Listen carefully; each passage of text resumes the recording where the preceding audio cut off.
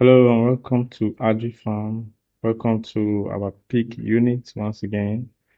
And today we'll be talking about feed formulation, the kind of feed we give to our animals, and then also checking the performance of our animals based on what we have been feeding them. Now, are you looking to produce high quality pig feed at low cost using ingredients you can find around your environment here in Nigeria or anywhere you are around something affordable and readily available within your environment?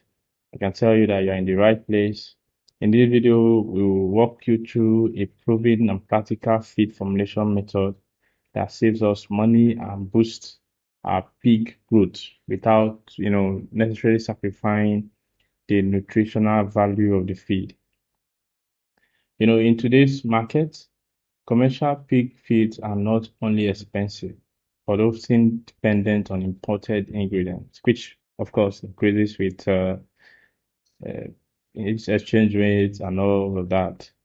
By formulating your own feed using local inputs like maize, of course, soybean, groundnut cake, cassava peels, rice bran, and prayer dry waste.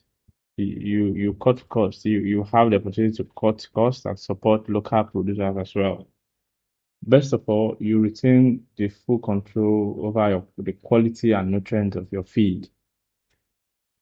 Now, if you are still with us, don't forget to subscribe, to like this video, and also to comment to tell us where we can do better. Now let's go into the main area of the video. Now here is the typical mix for a grower or a finisher ration for pigs. You know, in producing feed for your animals, the nutrient value is dependent on the age of the pigs or the animals. Yeah. So one of the key sources of energy of feed ingredients should, when you're producing your feed, one of the major things to consider is the energy source. The energy source can be gotten from different raw feed materials like cassava peels, maize offer, and all that. And then the protein source could be soybean cake, groundnut cake, or local fish meal. Fish meal is like fish bones, discarded fish bone around markets within your environment. And then another important part is the supplements, which amount for things like premix, bone meal, or oyster shells, calcium, and trace element, trace minerals, even salt. All of these fall into the supplement. Now, each component of this feed ingredient plays vital role in the entire feed performance. For instance, the cassava peel provides cheap calories, and as an energy source, while soybean cake supplies needed protein for the growth of the animal. You know. Now, in our feed formulation as a farmer, let's say in Aji Farm, we use different ingredients as they are available to us in the farm or in the environment. It's not there are there are there are there's already established feed formulation strategy for livestock, so for each type of livestock. For pigs, for poultry, for cow, which are percentage protein, percentage energy, percentage fiber, and all that. Now, whatever ingredients you are able to combine to give you the proper percentage protein, energy, fiber, and the rest is what you call your own feed ingredient. You mustn't use soybean cake. You mustn't use cassava peel. You mustn't use groundnut cake before you can say you have a good feed. As far as you use ingredients that are able to provide these nutrients, then your feed is good to go. If you're able to provide the nutrient in good proportion with good digestibility, then you can say that you have a balanced diet. In this, for instance, if you want to prepare the feed we'll be preparing in this video, we're going to be using different ingredients, maybe from what you are familiar with. We'll be using ingredients like the soybean cake, groundnut cake. We'll be using rice bran. We'll be using maize offer. Now, our maize offer comes in a combination of what we call the engine waste. The normal maize offer that people use in their farm could be called dusa, which is a pure waste combination from the process of milling maize. Now, what we will be using here in placement for the maize of cut is what we call the engine waste. This waste is collected from markets where different kind of grains are grinded, are milled, So when these things are milled, these grains are milled, they are definitely, they are, of course, they are those those particles of it that are not taken by the customer. We have a good relationship with people in these markets that we collect this waste from them. Now, the majority of this content of this waste is the maize.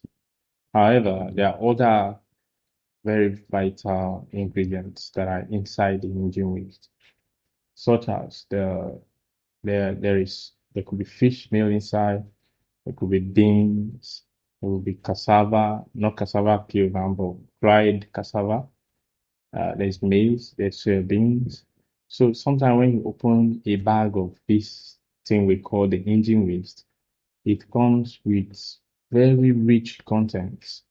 We could have 30% soybeans, 40% maize, 10% beans, and all of that. So we are confident that this is one of the main reasons for why our pigs perform very well, because when we combine this ingredient with all other ingredients that we collect, it gives our feed a very high nutritional balance. So, like I said, in this feed we are formulating now, we are using soybeans, we are using the brewer dry waste, real brewer dry waste. We use like rice chaff or rice husk. We use toasted soybean, though not in a very large quantity, because, like I said, this is most times also inside the engine waste, which is our major ingredient in this formulation. The engine waste takes about 50% of our total formulation, followed by the PKC, the pancake cake, followed by the brewer dry waste, which takes about 15 to 20%. The rice bran takes around 5 to 10%. Then we have other ingredients like the additives, salt, bone meal, blood meal, mineral additive. And then there's one thing we do again. We add lysine. We add lysine to the feed to give it this mineral balance. So in totality, we are trying to come up with a way where we can cut costs and still maintain a very high nutrient balance. The engine waste is one of our secret ingredients in all the feed that we have formulated. And over the years, our pigs have never had stunted growth or any form of bad report. So we are confident that this is a good mix. Now, in feed formulation, the aim is to at least have 16 to 18% crude protein and a balanced energy level. So one of the things we do here to balance this protein source is why we don't trust for sure what the percentage of soybeans is inside this our secret ingredient. So We also add uh, good volume of soybeans toasted and grinded to the feed. One of the reason again is that soybeans is very expensive now. So for that to complement the protein content of the feed is also the reason why we use the blood meal. And sometimes we also use the fish meal where we collect also in a very cheap, affordable way from markets. There are sections of the market where they sell dried fish. You go there, these people now that there are heaps of fish bones. We collected it and then grind, and then we also mix with our feed. But in this particular feed, in this video, we are not using the fish meal. Now, another way to cost is bulk buying. When you buy your ingredients in bulk in large quantity, it often cut costs. So when we have feed to produce a month from now, we always go to start gathering the ingredients that we need. We keep it ahead of the time that we will need to produce our feed. And we take advantage of using byproducts like the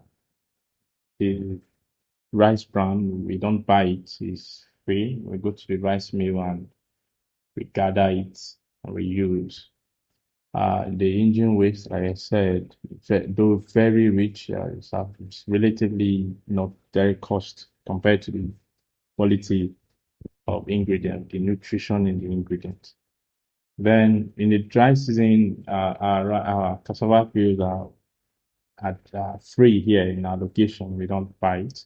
We have cassava. Benue State is one of the largest producer of cassava. So in the dry season where there's enough time to dry it, we don't have to buy it. So it's abundantly available. But during the rainy season, we have difficulties drying it. So that's why we are not able to use cassava peels in the rainy season. Now, the benefits of this of producing your own feed is that when you feed this your locally formulated ration, pigs typically show healthy weight gain, efficient feed for conversion, and visible saving in production cost.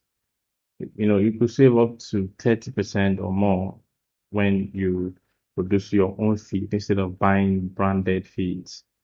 And over time, this method can improve your return on investment and make your pigs enterprise even more sustainable. Now, before you start producing your own feed, you should keep your ingredients really clean and properly stored to avoid spoilage. Now, remember that most of your ingredients are collected through waste, so the possibility of contamination is there. So you make sure that the ingredients you collected are dried and are kept in a dry and safe environment from water to avoid contamination. Now, when you want to introduce your prepared feed, especially when it is your first time of producing your own feed and introducing your own feed to your farm, it's good to introduce it gradually. Uh, you mix increasing amount of the new formulation, with former feed you've been feeding them gradually to avoid, to improve their adaptation to the feed and subsequently their palatability. This should take between 7 to 10 days. There should be you should know if these feeds are going to be accepted by your pigs or not. Now, another way is to track growth rates of your pigs.